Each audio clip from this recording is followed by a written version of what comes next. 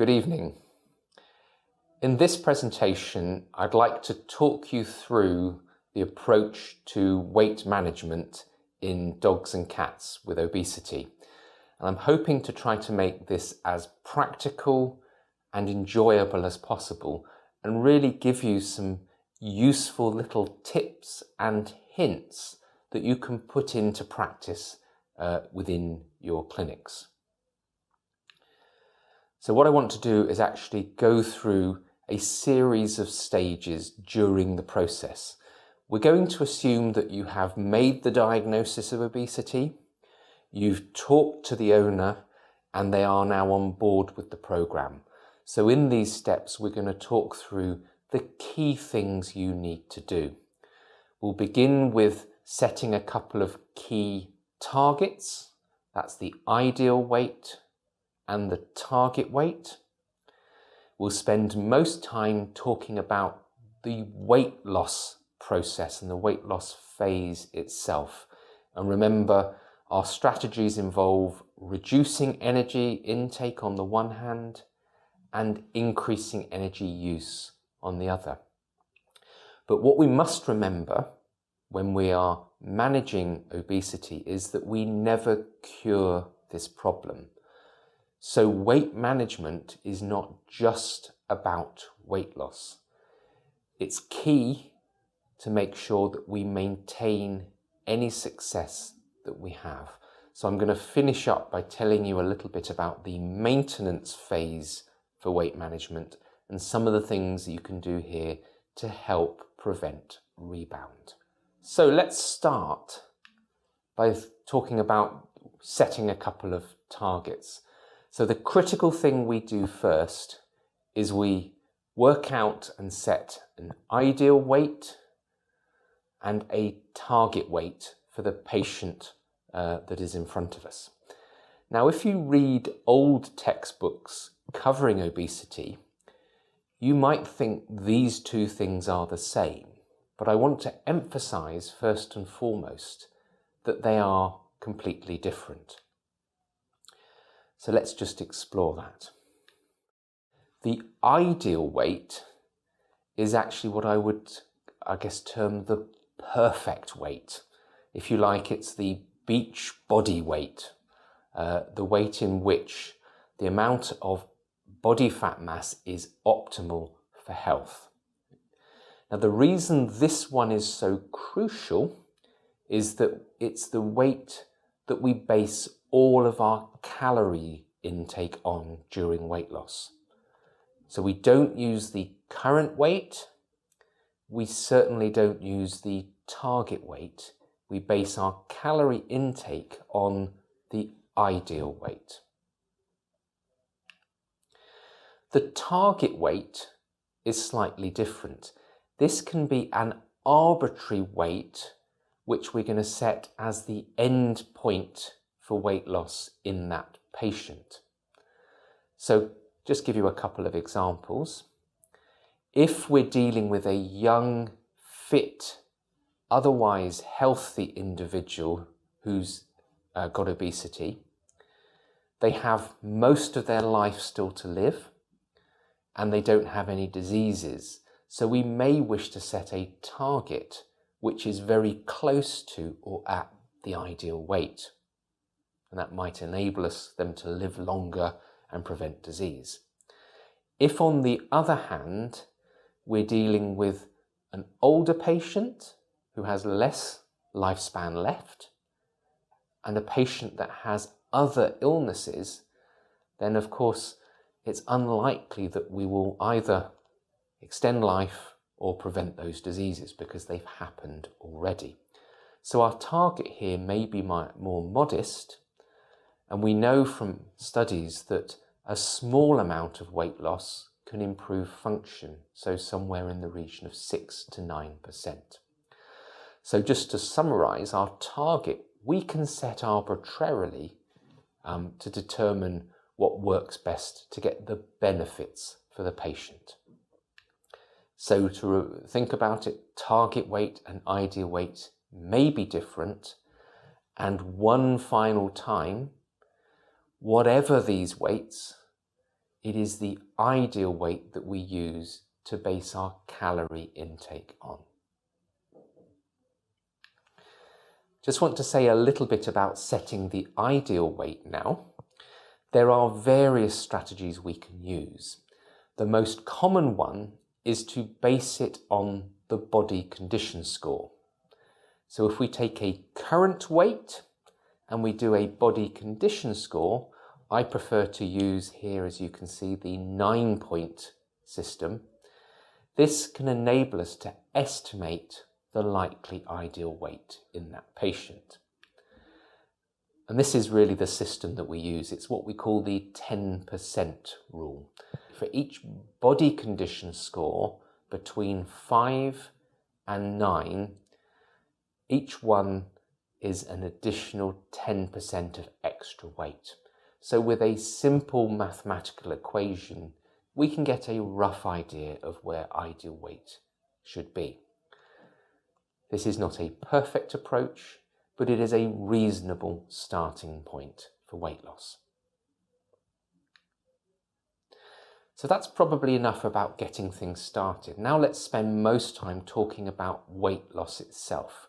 And remember, I've told you about energy intake reduction and increase expenditure. If you listen to a previous talk of mine looking at the current scenario of obesity, you'll remember the simple explanation is related to energy balance. And obesity arises when there is a long-term positive energy balance. When we manage obesity, we try to reverse that trend. So that means reducing energy intake on the one hand and increasing expenditure on the other. Let me start by asking you a question. If you could only do one of these two, either reducing energy intake or increasing activity, my question is, which one is most important? Have a think before we move on. If you've got your answer, is it either A or B? Let's now see what's right. The best way to explain this is using an example of chocolate. Now, I guarantee that most people like chocolate. I myself love chocolate. It may concern you to know that a small bar of chocolate, just 100 grams, has over 500 calories in it. Now, I've put on the slide here that it would take me about 5 minutes to eat that chocolate. If I'm being honest, it'll take much less time than that. Let's imagine we've done that, and now we want to think about how much activity do we need to compensate for those calories. If we were to walk at an average rate, sadly, it would take us 2.5 hours to burn those same calories. So what I'm trying to show you is that actually energy expenditure is a very inefficient way of using calories up. Now you might say to me, well, I'm young and healthy. I like to go to the gym and I'm going to go on a treadmill or one of those elliptical type trainers. I'm sure we all know the sort of thing. And I'm going to do a very, very intensive workout here and go as hard as I possibly can. Now, I can tell you from personal experience, having done this, that to burn those calories, it still takes a considerable time. So 50 minutes of flat out activity. If you don't believe I've done this, this here is a screenshot from my iPhone after that activity. And you can see that it took me 50 minutes and 26 seconds. But note also my average heart rate of 155. For a man of my age, that means I'm at anaerobic activity throughout. So not surprisingly, I ended up looking like this. So if you want to know and can only focus on one thing, the important thing really is to focus on food intake, because it is far easier to restrict calories than it is to burn them off.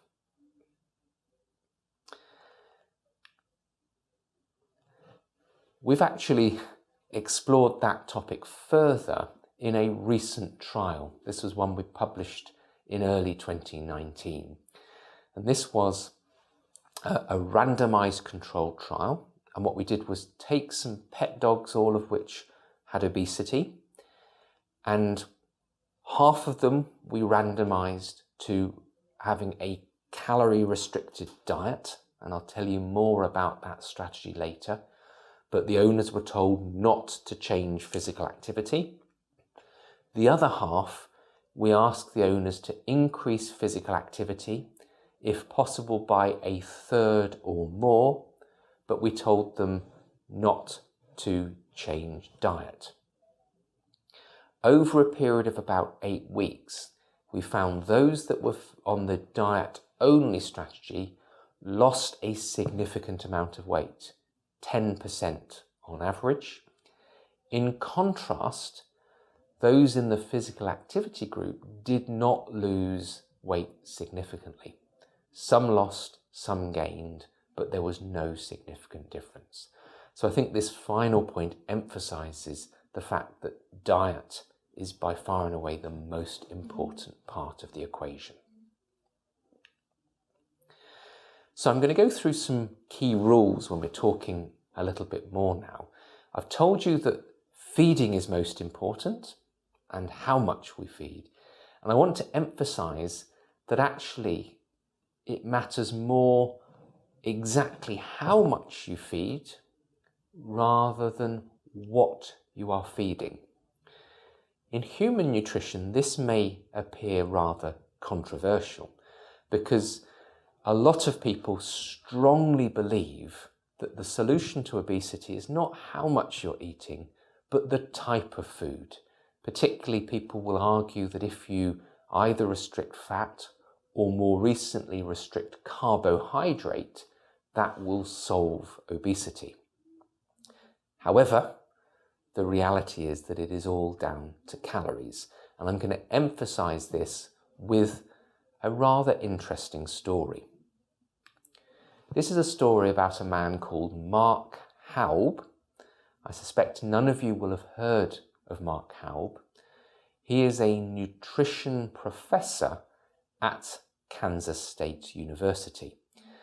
And a few years ago, he undertook a rather unique experiment in order to try to determine whether weight loss was the result of calorie intake or the type of food that you were eating. What he did was put himself on a special diet that he called the Twinkie diet. Now, if you've been to the United States of America, you will know that Twinkies are effectively cream cakes. So they are very high in carbohydrate and sugar and high in fat and pretty low in protein. So they would be pretty much the worst thing you could think about eating if you're on a diet. What Mark Haub did was he ate just that diet, but crucially, he restricted his calorie intake.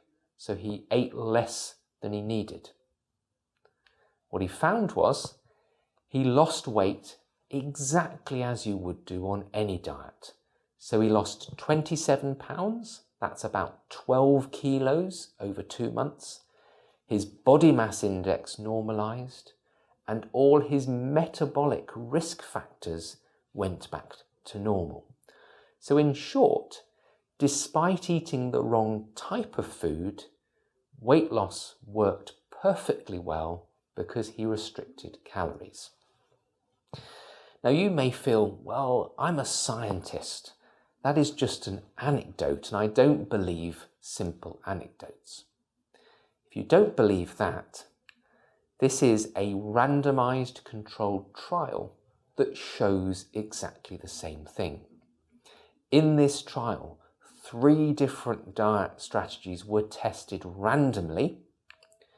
That included low carbohydrate and low fat options. And as you can see, weight loss was identical in those 3 strategies.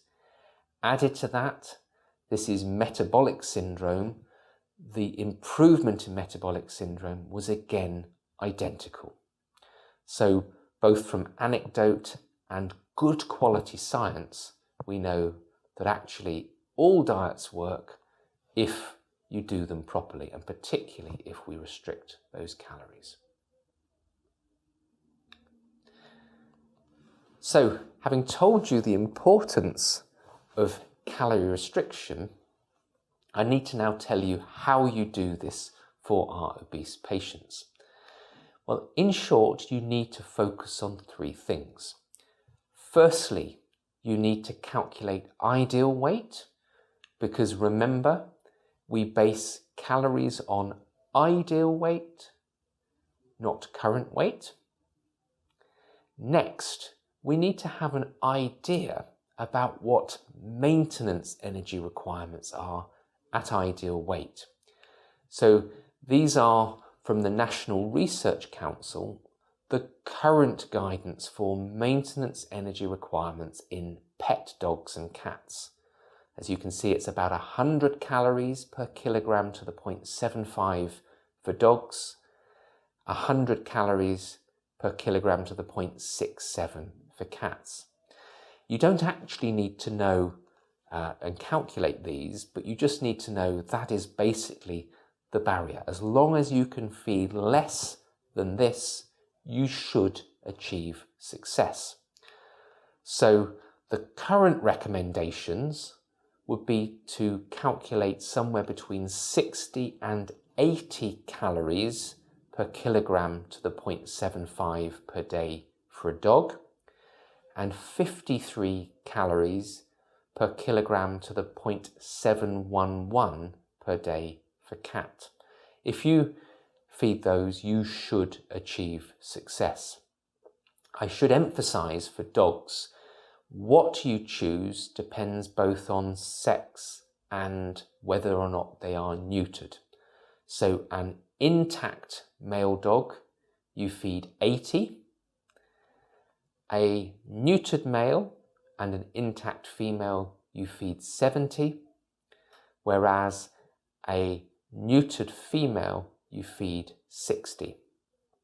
For cats, you don't need to adjust whether they're male, female or neutered or not. You just feed the 53 calories per kilogram to 0.711. Now, that's great. That at least is the principle. You need to understand that. But in practice, you may have limited time.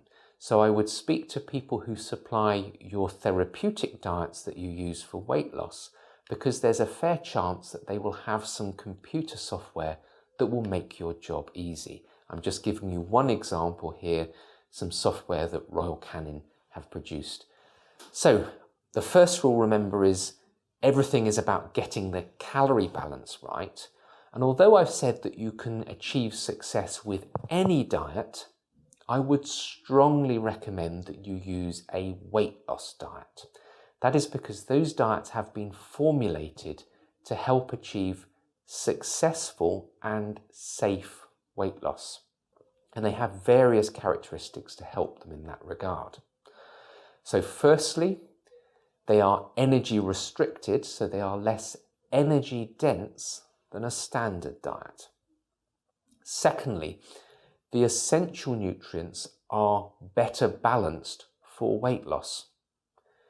Compared with a standard maintenance diet, there are more amino acids, vitamins and minerals per calorie. So when we're cutting the calories, we're not cutting everything else. Added to that, they have things like L-carnitine and increased protein content, and that helps to preserve lean tissue or muscle mass during weight loss.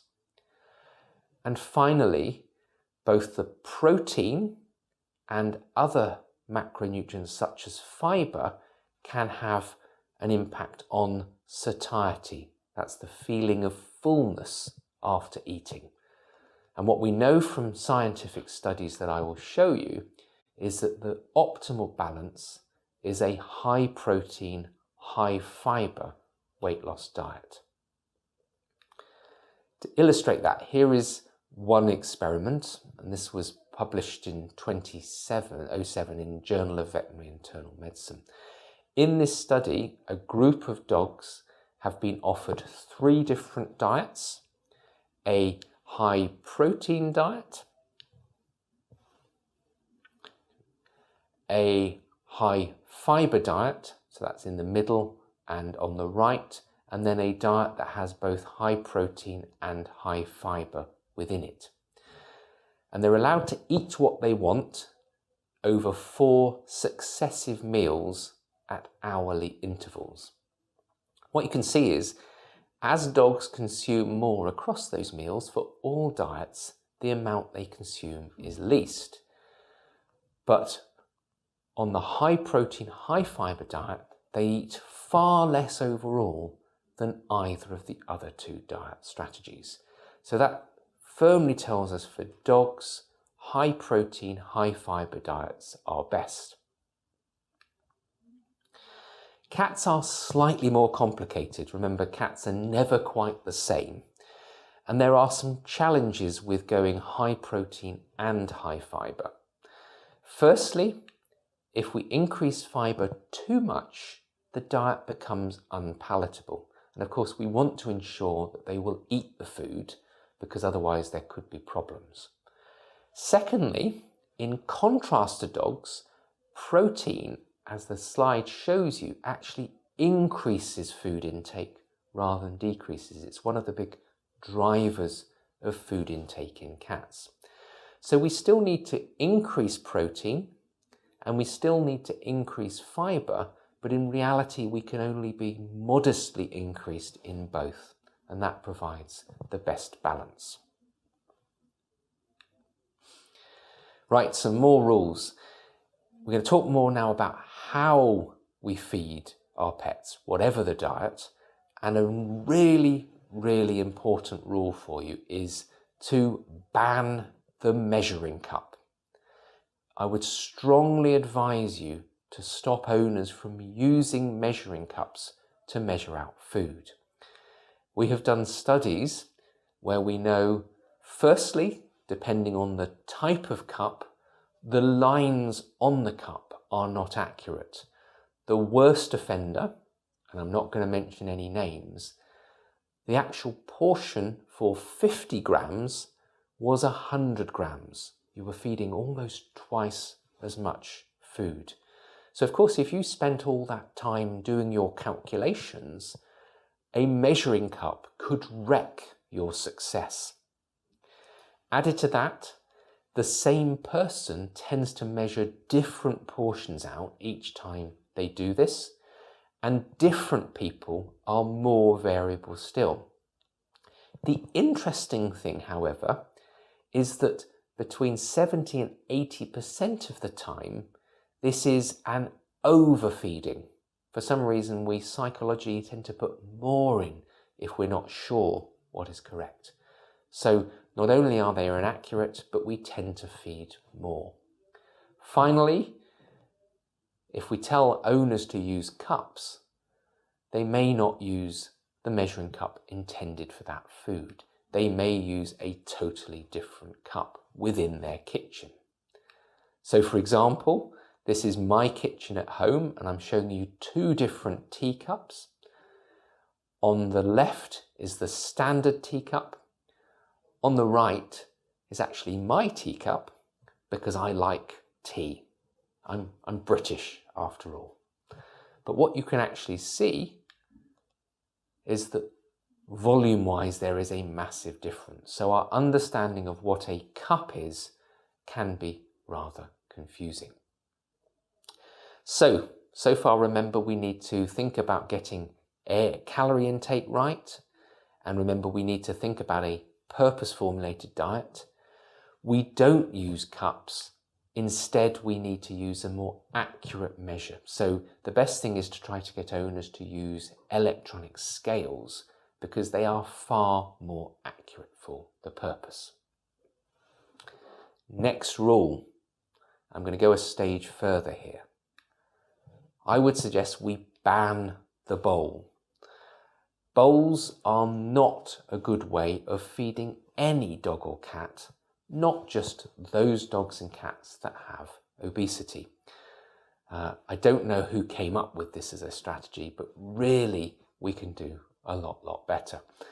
The problem with this is we typically feed our pets, well, dogs maybe once or twice per day, cats probably similar amounts.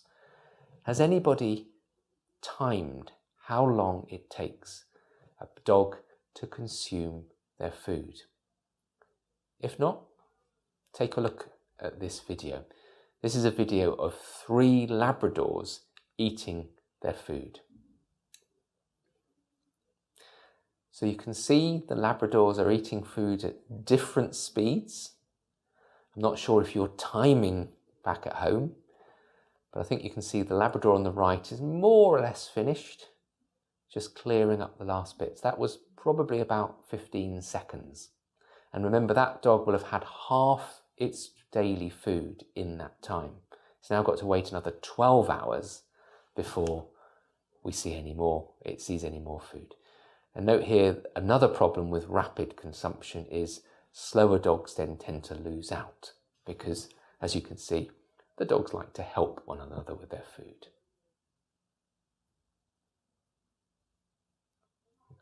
So for me, bowls are not a good way of feeding pets. They're particularly challenging, of course, if we have dogs or cats on a weight loss program, because remember, we're restricting intake and they're going to be eating less. So we need to try to make the food last longer. And the way we do that is to use various forms of puzzle feeder. Some of these, as you can see here, are toys. They're hollow toys and you put the food inside. They come in various shapes and sizes. Others are more modified feeding bowls, such as that green one, where the dog really has to work to get the food out. The beauty of these sorts of devices, and you can use them for dogs and cats, is that you can put a far smaller amount of food out each time, maybe only a 1/5 or a 1/10 of the daily food, and it will take those dogs far longer to consume that food. Added to that, we know that dogs actually prefer to work for food rather than having it offered freely. They get a lot of enjoyment with the feeding process. So for me, I think we need to use puzzle feeders as far as we can rather than bowls. One other thing before we move on from food, beware of extra food, treats and tidbits. The problem with this is that owners often don't take them into account when they feed their pets, and this can be very damaging to success for weight management. Remember, food is love. The number one way we like to treat our pets is by giving them food. And typically what we will do is offer them human food, things from our table or other things. And they are typically quite high in calories, high in salt, high in fat. So they're the wrong thing for a weight loss program. One of the other challenges that we face is that owners misunderstand the contribution that they make. They may look at a piece of food and think it's a tiny piece and therefore is not going to have any impact. However, if they've got a small dog or a cat, even the smallest of treats will carry a massive calorie burden. Let's look at an example. Let's imagine we have a cat and we want to feed that cat a small tin of tuna as a treat, just about 100 grams. May not seem much. Let's think, if that cat were a person, how much food do you think that person would have consumed? How much tuna?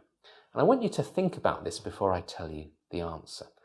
So, does the person, if they were eating an equivalent amount, do they eat 2 tins, 4 tins, 5 tins, 7 tins, or 20 tins?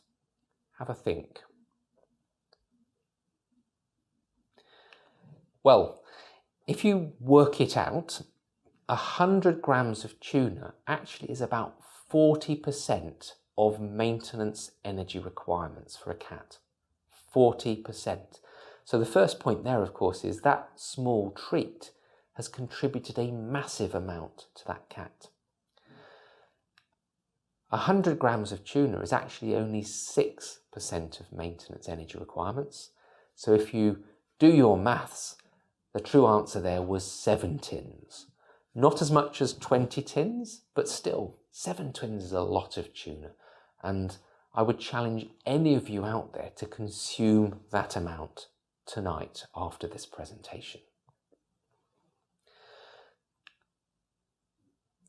So, one of the things that we have to think about is trying to avoid treats.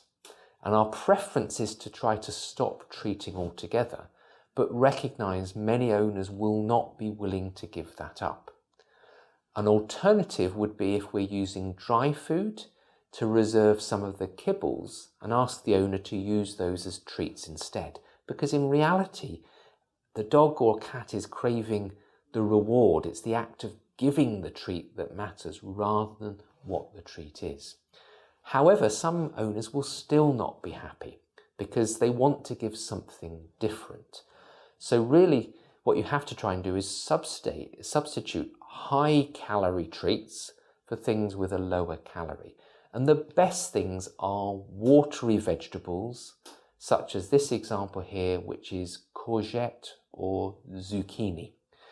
Now, interestingly, dogs love zucchini. Cats also love zucchini. This is just being cooked in the microwave. And if this video will play, what you can see is a cat coming along here. So as we can see, cats love zucchini. And the beauty of this is that in a typical zucchini, there's only about 20 calories or so of food. That's in a large one. So the cat is coming along here. This is cooked zucchini. And this cat loves to consume that zucchini. And the beautiful thing about that is that this doesn't contribute many calories. So a 100-gram large zucchini is only 20 calories. You do need to take that into account, but just a small amount of zucchini will go a long way. And it's far better that pets consume this than consuming some of those other treats that owners prefer to give. Some other challenges. It's very common for people to have problems with multi-cat households because not uncommonly you have lean cats living with cats that have obesity. And the challenge then is, how do you restrict your cat with obesity and put them on the weight management plan whilst at the same token allowing the lean cats to consume food in the way they want to? And most lean cats are grazers. They need food available the whole time. Well, I have some solutions for you. Firstly, this is an example here of someone who has modified 2 cupboards, as you can see, with cat flaps. And these cat flaps recognize the microchips of the different cat. So that means what you can do is put food into each of the individual cat's feeding stations, and that will enable them to eat what they want when they want it and to prevent that food from being consumed by the other cat. So that obviously is challenging because you need 2 cat flaps and you need to be prepared to modify one of your cupboards. The same technology for the microchip cat flap has now been put into a bowl. So these bowls will open and close when the right cat is present. give you some examples here with some video. So this black cat and this tortoise shell cat live together. The black cat is lean and is a grazer, so needs food freely available. And this cat flap has been programmed to recognize the black cat. Now, the other cat needs to go on a weight management plan, so we need to use other forms like puzzle feeders and restricting food.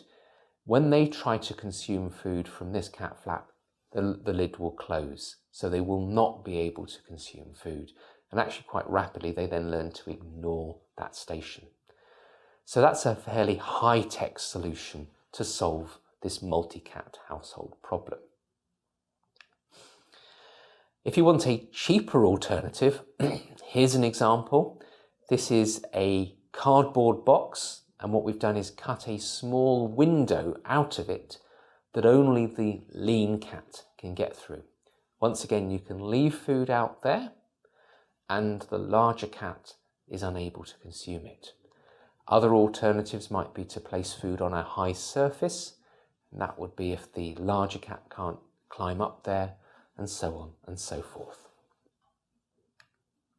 So we've talked a lot about restricting energy intake, and that is the main approach and really the most important one to focus on.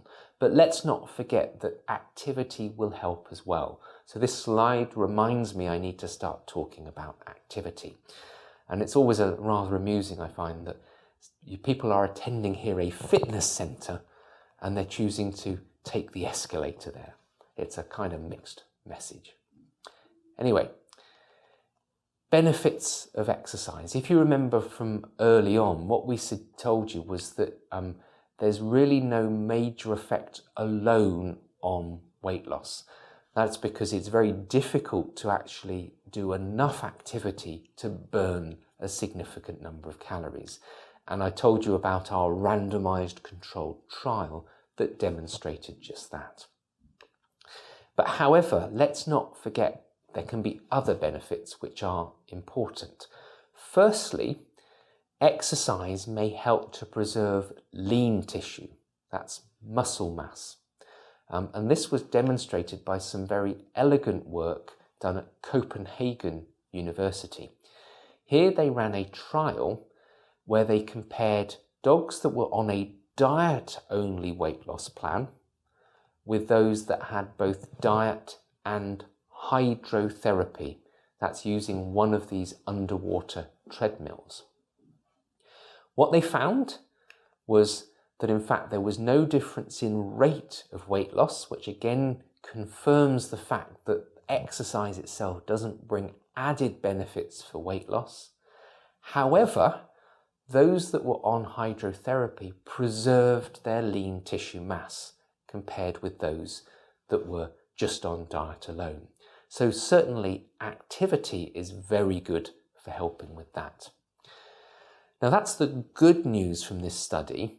Sadly, there is a little bit of bad news, I'm afraid, and that is that actually in order to achieve this success, the dogs needed to do 3 lots of hydrotherapy per week. And that was a massive, massive commitment, to the point that actually they found it difficult to recruit patients to the study because most owners were unable to give up that amount of time. And of course, there's a significant cost involved. The other thing they had, which was challenging, was that many dogs and cats with obesity are unfit, and they were simply not able to do the amount of activity that they wanted. But though that being aside, it does suggest that for all our patients, we should try to improve activity if possible. A final benefit, which is very important, is that this is actually a positive reward. The trouble sometimes with weight management plans is they're seen as very negative. We're putting our dogs and cats on a diet, and that's a negative thing for us. The English word diet, well, the first 3 letters spell die. And it's kind of a negative way to look at it, but that's how people think about diets in general. So the advantage of focusing on exercise and activity is this is something positive that the owner can do. So what we would typically do is we would look at the individual, see what exercise and activity they're doing now, see what is enjoyable, what's possible for the owner, and of course take into account the circumstances of the individual dog. So we need to say what other illnesses and things they may have. And we would create a tailored plan, which might be walking, play activity, hydrotherapy or what have you, which is best for that patient and that owner. One final thing we try to do is try to be as consistent as possible. I think it's easier for metabolism if activity doesn't change too much on a daily basis. So that's dogs, and it's easier to increase activity in dogs because owners are used to playing with them and used to walking them. But of course, cats are more challenging. Typically, cat owners get a cat because they don't have time to look after a dog, and added to that, it's really not within their mindset to be exercising or playing with their cat. So here, what we have to do is make use of the physiology of the cat. The good thing here is that cats are sprinters. They're not marathon runners. They are used to short, frenetic bouts of activity. So when we start with increasing activity in cats, we'll ask an owner just to do 2 short activity sessions of only a minute or 2 at a time. That's actually enough for a cat. They wear themselves out and you need do no more. So the hope is that that is achievable even with cat owners that have busy lives. The best form of activity are using these fishing rod type toys. It can create rapid movement, which is what the cat likes, and they need to have these short sessions, as you can see here. Now, sometimes cats will get bored with the same toys, so it is important to have a range of toys to enable them to play. The most useful thing for monitoring success actually is weighing. We would typically recommend weighing patients every 2 weeks at the start of a program. What you're looking at is making sure there is a change of weight, and 2 weeks is enough for changes to be seen, but crucially it is not too much or too long that makes owners have trouble with compliance. So we see them every 2 weeks, we weigh them, and if necessary we might need to make adjustments to our program.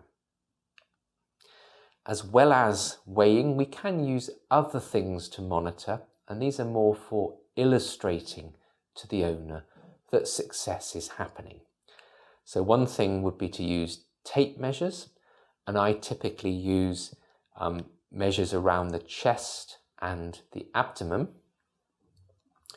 And what you can actually see here, if you put the tape measure in the right place, is that the chest and abdomen girth decrease in a similar sort of manner to body weight. Whilst it's not as accurate, because of course you can pull that tape measure much tighter, or it may be positioned in a different place each time, it's a reasonable guide just to highlight further that the body shape of their patient, to an owner, the body shape of their pet is changing. Another great way of illustrating success is through photography. I would recommend you do occasional photographs, not all the time, because this will demonstrate that success. And if you can, like in these examples, try to take photographs in a same position.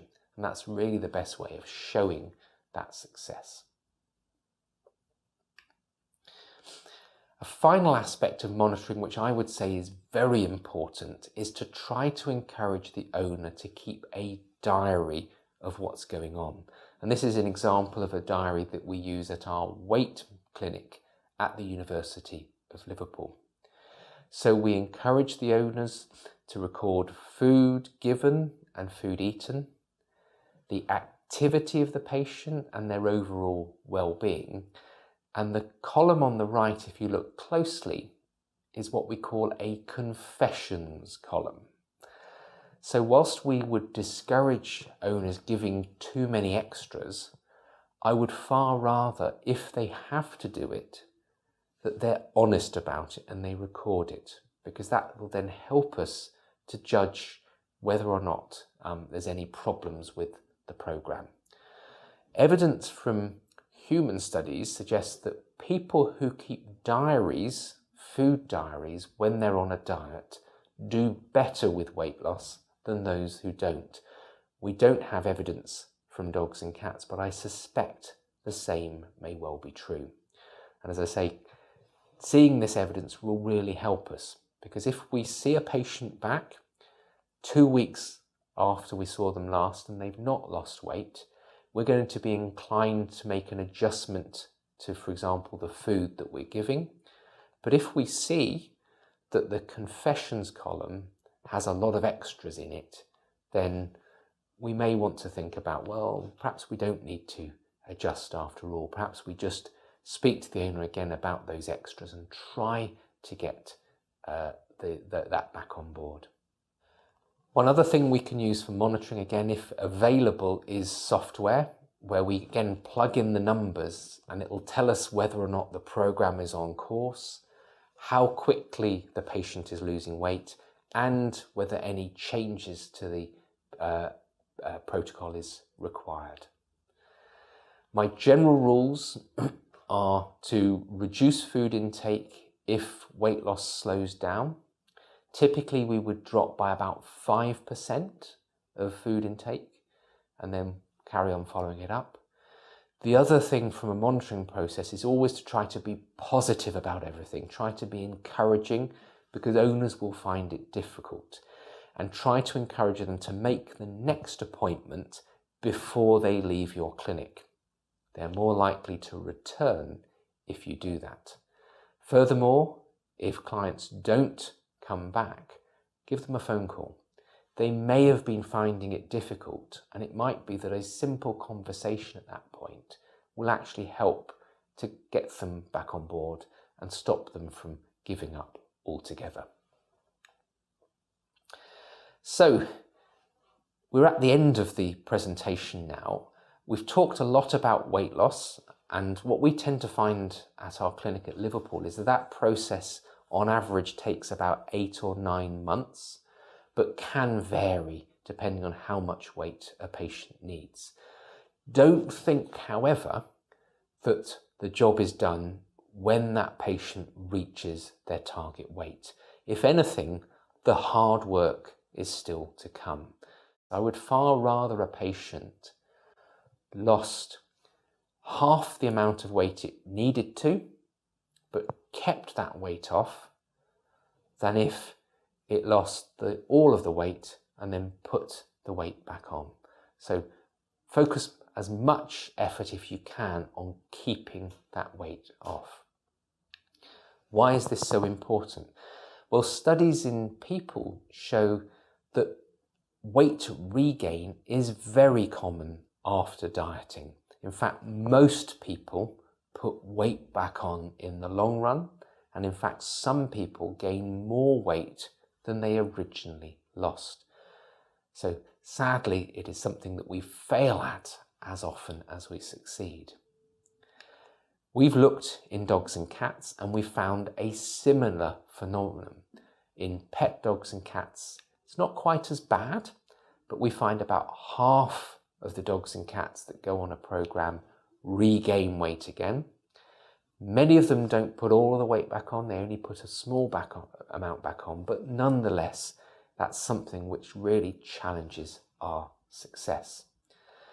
There are certain things we can do to minimize this, and one is to continue with the weigh-in process on a regular basis, even during the maintenance phase. So if you can encourage the owners to come back, that will really help.